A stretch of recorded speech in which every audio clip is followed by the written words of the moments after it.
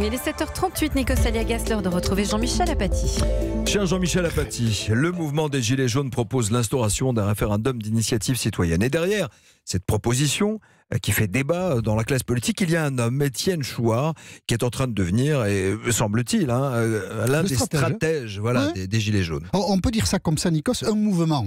Il ne s'inscrit dans la durée que d'une part s'il s'organise, il se donne des chefs, et puis s'il a une stratégie, un mot d'ordre unificateur, ce qu'est en train de faire le Rassemblement d'initiative citoyenne. Et c'est là qu'on trouve Étienne Chouard, 61 ans, professeur d'économie à Marseille, un peu connu, pas du grand public, mais un peu connu parce que ça fait des années qu'il porte un projet de constitution alternatif à la 5e République. Et c'est Étienne Chouard qui, début décembre, a contacté, il ne se connaissait pas, Maxime Nicol, vous savez, le conspirationniste qui pense que l'attentat de Strasbourg a été manipulé par le gouvernement. Donc Étienne Chouard contacte Maxime Nicol début décembre. Comment je le sais? Parce que Maxime Nicol a fait une vidéo le 6 décembre. Il a posté le 6 décembre. Il dit: je ne connaissais pas Étienne Chouard, son référendum d'initiative citoyenne, je ne connaissais pas, mais bon, ça m'intéresse et je vais voir ce que c'est un peu. Les deux hommes ont fait une conférence commune devant des Gilets jaunes le 8 décembre et on a vu le résultat.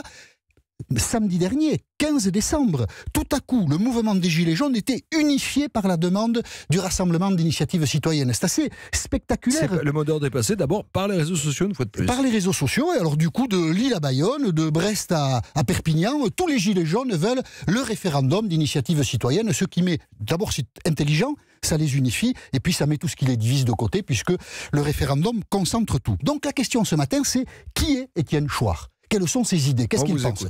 Et donc, alors, moi j'ai été voir son blog, par exemple. Alors, sur son blog, Étienne Chouard dénonce la pourriture politicienne généralisée, je le cite, la criminalité politique qui dirige la France. Vous voyez, c'est un homme modéré, Étienne Chouard, on va le dire comme ça ce matin.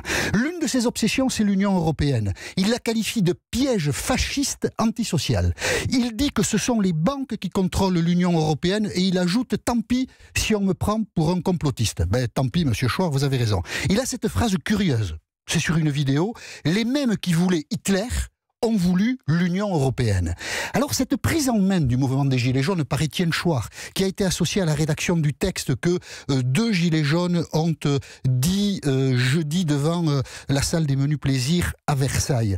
Cette prise en main d'Étienne Chouard traduit aussi une dérive du mouvement, parce que dans son sillage, on voit sur les réseaux sociaux de plus en plus de demandes de Frexit, c'est-à-dire que la France quitte l'Union européenne, ou de dénonciation de l'Euro-Reich. Alors l'Euro-Reich, ça c'est très marginal, mais là il y en a un peu partout sur la toile.